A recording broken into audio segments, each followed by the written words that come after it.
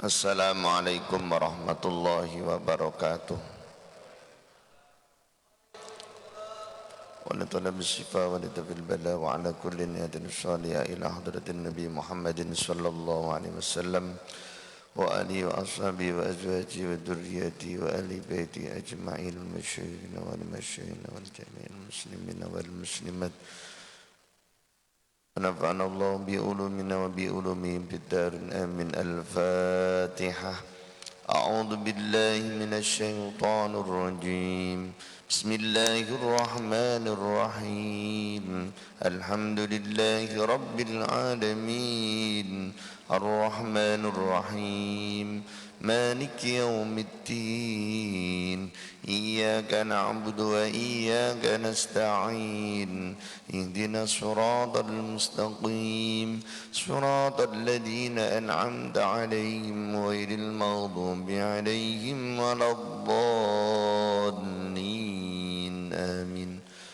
Alhamdulillah Rabbil Alamin. Allahumma salli ala Sayyidina Muhammadin wa alihi wa sahbihi ajma'in. Qala subhanaka la ilma lana illa ma 'allamtana innaka antal alimul hakim. Wa la hawla wa la quwwata illa billahil aliyyil azim. Wa ba'du. Alhamdulillah para alim, para jamaah, orang tua kami, jamaah salat subuh yang Allah muliakan, tak terasa dengan takdirnya Allah Subhanahu wa taala sudah berada di awal bulan Sya'ban. Sudah tanggal 2 bulan Sya'ban dan mudah-mudahan Allah berkahkan kepada kita, diberikan oleh Allah Subhanahu wa taala dengan kudrah iradahnya Allah berikan kesempatan beribadah di bulan suci Ramadan. Amin ya rabbal alamin. Alhamdulillah Allah masih sempurnakan kehidupan, kekuatan, pendengaran, penglihatan, dan kita semua diberikan oleh Allah Subhanahu wa taala selalu bisa membaca Al-Qur'an, dan kita berusaha untuk senantiasa kita menuju hidayahnya Allah Subhanahu wa taala dengan benar-benar bertunduk patuh melaksanakan Islam dengan sebaik-baiknya. Mudah-mudahan Allah Subhanahu wa taala jadikan benar-benar antara lahir batin, jasad, ruh, antara dohir batin, Allah berikan kepada kita hati kita senantiasa mendekatkan diri kepada Allah Subhanahu wa taala. Amin ya rabbal alamin. Niat bersama-sama, niat thalabul ilmi, niat iktikaf, niat silaturahmi. Dan pada kesempatan pagi hari ini kita melanjutkan bacaan yang dulu pernah kita baca. Bismillahirrahmanirrahim. Al-bab tsalits fi asrari taharah, tentang rahasia-rahasia di dalam taharah atau kesucian. Qala Rasulullah sallallahu alaihi wasallam, al-wudu'u satrul iman. Rasulullah sallallahu alaihi wasallam bersabda, ya, salah satu daripada syarat sahnya salat adalah wudu. Wudu adalah separuh daripada iman. Dan di mana Rasulullah sallallahu alaihi wasallam telah tegaskan dalam hadisnya, an-nadhafatu minal iman. Kebersihan, kesucian adalah sebagian daripada iman. Kita semua berusaha untuk suci lahir, suci batin. Suci di dalam solat harus suci pakaian, suci badan, suci tempat daripada najis. Bahkan suci daripada bukan hanya najis tapi yang sifatnya batin. Ya. Wa qala sallallahu alaihi wasallam, buniyad dinu 'alan nadhafah. Di mana dibangun agama 'alan nadhafati, atas dasar kebersihan atau kesucian. Pada hakikatnya seluruh daripada amalan atau seluruh daripada ibadah itu adalah dalam rangka tazkiyah, untuk pensucian kita. Maka Rasulullah sampaikan, kullu mauludin yuladu alal fitrah. Lahirnya kita di dunia ini juga atas dasar kesucian. Dan Allah Subhanahu wa taala endingnya, ya, tempat pulang kita ada yang disebut dengan surga, ada yang disebut dengan neraka. Surga adalah tempat yang suci, dan kepada orang-orang yang suci yang diperkenankan oleh Allah Subhanahu wa taala masuk ke dalam surga. Sebaliknya neraka adalah tempat yang kotor, di mana kita semua ingat ketika Rasulullah Isra Mi'raj diperjalankan oleh Allah Subhanahu wa taala, dijadikan safari Isra Mi'raj itu sebelum menerima sholat 5 waktu, di mana diperlihatkan dengan surga dan neraka, memberi hikmah kepada kita, di mana kita semua diperlihatkan oleh Allah Subhanahu wa taala lewat hadisnya Rasulullah tentang Isra Mi'raj itu. Kita sudah diperlihatkan tentang surga dan neraka. Contoh, orang yang mukulin kepalanya karena orang yang dulunya tidak sholat ada di neraka, mukulin kepalanya. Orang yang motong-motong lidahnya diperlihatkan di neraka, karena di dunia suka memfitnah, suka ngadu domba, bahkan suka omong kotor, omong keji, dan penuh dengan kedustaan. Diperlihatkan lagi orang yang diikat rambutnya,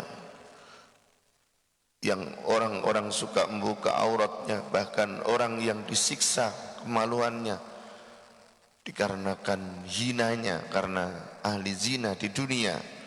Bahkan tempat itu tempat yang baunya busuk, yang tidak menyenangkan. Sebaliknya diperlihatkan dengan bau surga, bau kuburnya masih orang yang soleh. Diperlihatkan dengan orang yang memanen, yang tidak pernah berhenti, bahkan tidak pernah berkurang yang dipanen. Ini gambaran-gambaran surga, bisa memetik buah dengan sepuas-puasnya di surga. Digambarkan oleh Allah Subhanahu wa taala keindahan-keindahan surga. Nah, sampai-sampai yang terkecil Rasulullah sampaikan, la yadkhulul jannata man kana fi qalbihi mithqalu dzarratin min kibrin, gitu.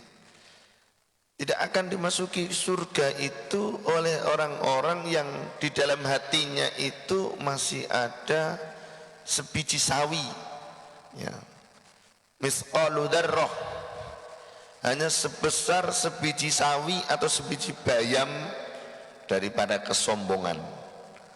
Kawannya kesombongan, kedengkian, kebencian, ya, adu domba, ya, balas dendam, dan lain sebagainya. Ini adalah terkait dengan kesucian yang ada di dalam kebatin atau hati kita. Maka disebutkan oleh Rasulullah SAW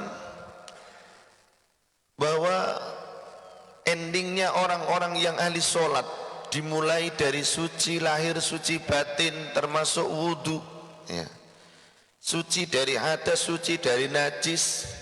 Endingnya di dalam surah Al-Mu'minun, walladzina hum li amanatihim wa ahdihim ra'un walladzina hum ala sholawatihim yuhafidun ulaika humul warithun alladzina yarithuna al-firdaus hum fiha khalidun. Di mana Allah Subhanahu wa taala berikan akan mewarisi surga Firdaus orang-orang yang selalu menjaga hati, menjaga amanahnya, orang-orang yang selalu menjaga sholatnya, menjaga kesuciannya, sehingga endingnya dimasukkan ke dalam surga Firdaus. Subhanallah. Kemudian waqala sallallahu alaihi wasallam miftahus sholati at-tuhur, kunci daripada sholat adalah sucian. Kesucian, suci lahir, suci batin. jiwa raga, benar-benar kita berusaha untuk mensucikan diri kita kepada Allah Subhanahu wa taala. Dari awal hingga akhir, benar-benar bagaimana kita mendekatkan sepenuhnya diri kita kepada Allah Subhanahu wa taala. Disebutkan as-shalawatul khams, salat 5 waktu kita ini kafaratul lima bainahunna, akan menghapus seluruh dosa-dosa kita. Tentu terkait dengan jiwa atau kebatinan kita. Diampuni antara solat ke solat, diampuni oleh Allah Subhanahu wa ta'ala. Begitu juga wa Ramadan ila Ramadan. Dalam bahasa hadis ada al-jum'atu ilal jum'ah, yang sifatnya bulanan, tahunan, bahkan Ramadan ila Ramadan. Kafaratul lima bainahuma, menjadi kafarat, penebus, penghapus dosa-dosa kita antara Ramadan sampai di bulan Ramadan. Maka kita semua merindukan datangnya bulan Ramadan.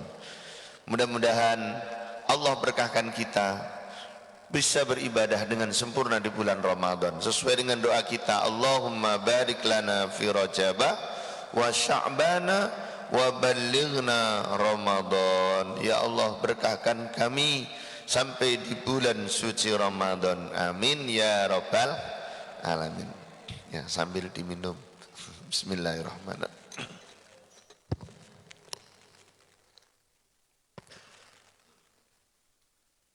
Bismillahirrahmanirrahim. Wa qala ta'ala fihi rijalun yuhibbuna ayyatatahharu. Di dalam Al-Quranul Karim surah At-Taubah ayat 108, fihi, di dalam masjid,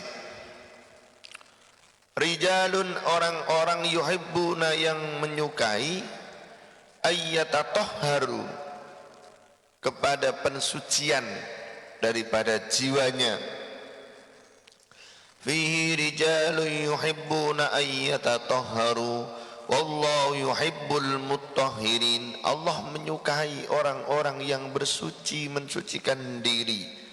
Maka alhamdulillah, kita semua Allah jadikan tergolong rijalun yuhibbuna ayyatatahharu. Mudah-mudahan diistiqomahkan sampai akhir hayat termasuk orang yang ahli masjid, insyaallah. Amin ya rabbal alamin.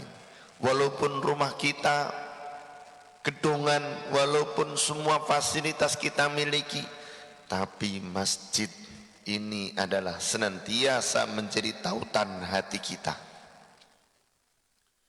Maka peristiwa Isra Mi'raj, ya, sebelum Allah Subhanahu wa ta'ala angkat, kalau bahasanya as-salatu mi'rajul mu'min, salat itu adalah mi'rajnya, naiknya daripada ruhaniyahnya orang-orang mukmin ke hadirat Allah Subhanahu wa ta'ala. Terlebih dulu apa? Kalau kita lihat dari kisahnya, Rasulullah dibawa dulu ke air Zam-Zam, disucikan lahir batinnya. Sama dengan kita, sudah dimulai dari rumah mandi, sudah dimulai dari rumah kita wudu, pakaian kita semuanya suci. Lalu kita berangkat ke masjid, Isra dari Masjidil Haram ke Masjidil Aqsa. Jadi masjid ini penting, di mana saja kita berada, mau kita di kampung, mau kita di Jakarta, mau di mana saja, kita senantiasa bagaimana bisa menjadi orang yang ahli masjid. Nah ini. Setelah itu baru Mi'raj. Setelah kita di masjid, baru bagaimana kita tinggalkan sejenak dunia ini, kita Mi'raj kepada Allah Subhanahu wa ta'ala. Kita tinggalkan siapa diri kita, Allahu Akbar. Kita memuji kepada Allah, kita menyanjung kepada Allah, ya, kita mengagungkan kepada Allah. Subhana rabbiyal azim, subhana rabbiyal a'la. Benar-benar menyanjung, benar-benar kita merendahkan diri di hadapan Allah Subhanahu wa ta'ala, sembari berdoa kepada Allah Subhanahu wa ta'ala. Rabbighfirli warhamni wajburni warfa'ni warzuqni wahdini wa'afini wa'fu anni. Ada kalimat warzuqni, di samping kita mohon diangkat derajat, mohon kita diberi hidayah, ada minta ya Allah beri aku rezeki ya. Wahdini wa'afini, kita minta sehat. Sering kita bilang mudah-mudahan sehat walafiat. Wa'afini, mudah-mudahan kita selalu istiqomahkan dengan kesehatan kita, karena sehat ini kunci utama. Maka disebutkan diberikan nikmat sehat, nikmat kesempatan, kita gunakan sebelum datangnya kesempitan dan ajal tiba. Di mana Allah Subhanahu wa taala terkait dengan fihi rijalun yuhibbuna ayyatatahharu. Rasulullah sallallahu alaihi wasallam juga sampaikan, salah satu golongan yang mendapatkan naungan ketika di hari kiamat tidak ada naungan kecuali naungan Allah adalah warajulun qalbuhu muta'alliqun bil masjid idza kharaja minhu hatta yauda ilaihi. Orang-orang yang hatinya selalu terpaut terkait dengan masjid, ketika dia masuk keluar masjid dan kembali lagi ke masjid, yang artinya kita punya kerinduan bisa selalu masuk ke dalam masjid. Ketika duhur kita keluar dari masjid, ya Allah mudah-mudahan nanti asar kita bisa datang ke masjid. Asar kita, ya Allah mudah-mudahan nanti kembali ke sujud lagi di maghrib.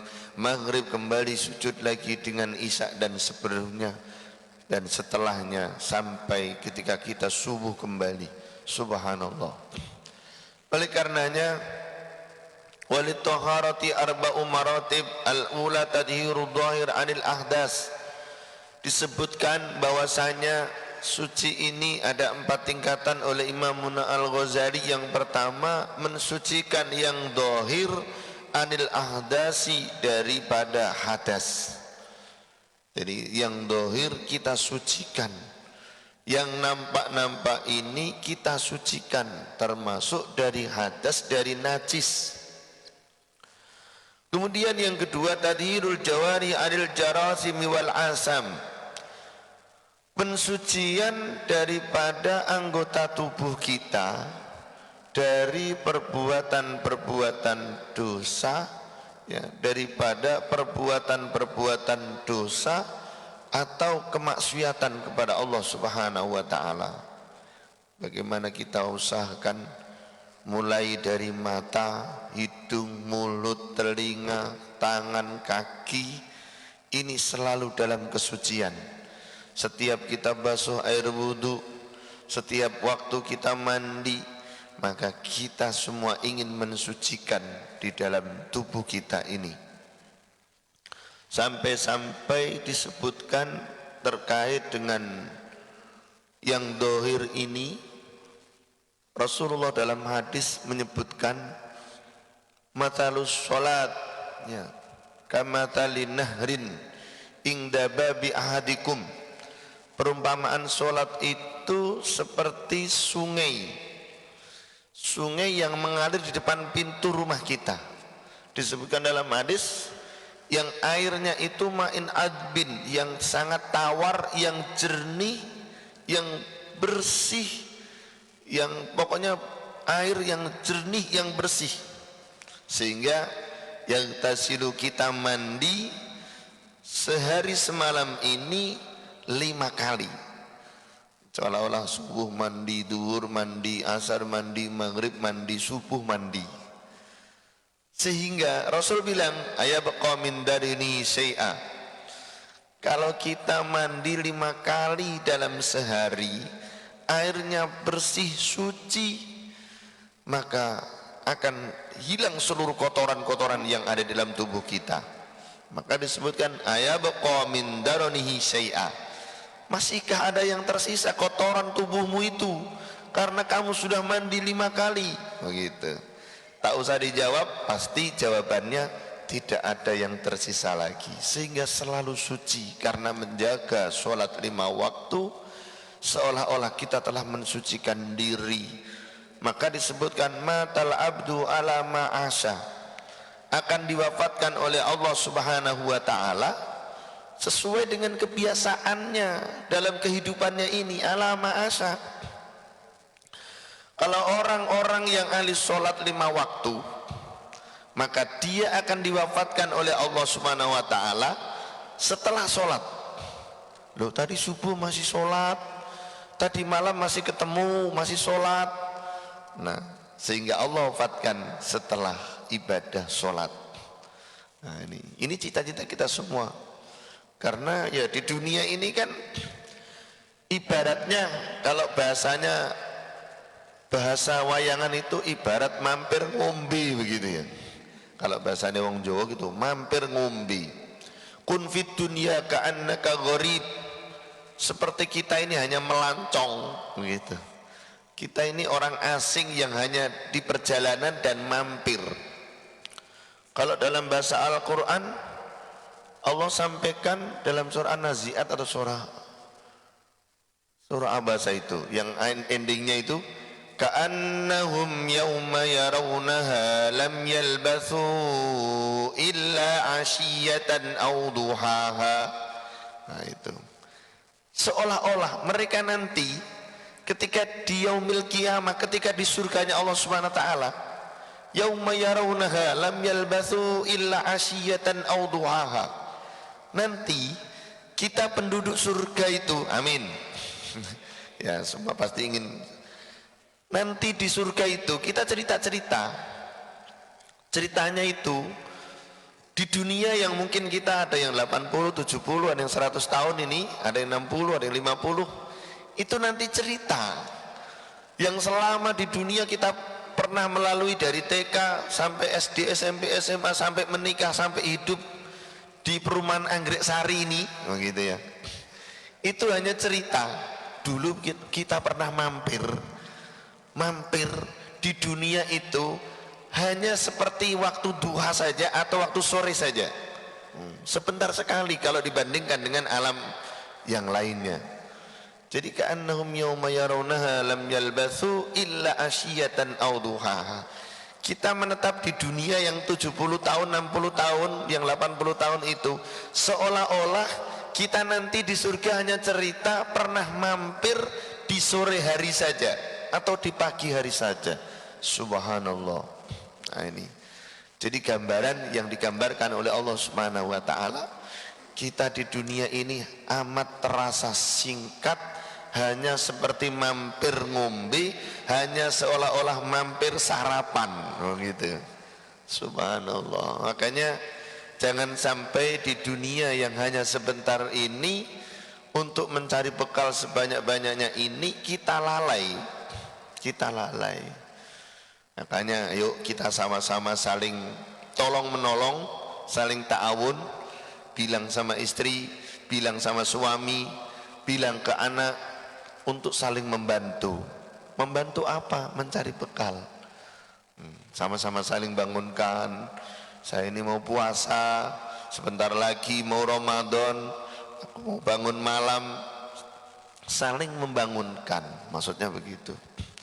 Watsalitsatu tadhirul qalbi anil akhlaqid damimah. Yang ketiga, pensucian hati dari akhlak-akhlak yang tercela. Ya Allah, bagaimana kita semua menghindarkan di dalam hati kita ini dari suudzon atau berburuk sangka. Kita selalu husnudzon kepada Allah, husnudzon kepada orang tua, sampai kepada guru, sampai kepada suami istri, sampai kepada anak. Selalu kita husnudzon, jangan ada suudzon. Selalu bagaimana kita ini di dalam hati kita ini untuk senantiasa kita punya jiwa sifat kasih sayang, tidak ada kebencian. Setiap hari kita menyanjung dengan sifat Bismillahirrahmanirrahim. Allah yang pengasih, Allah yang penyayang. Bagaimana senantiasa ada di dalam hati kita.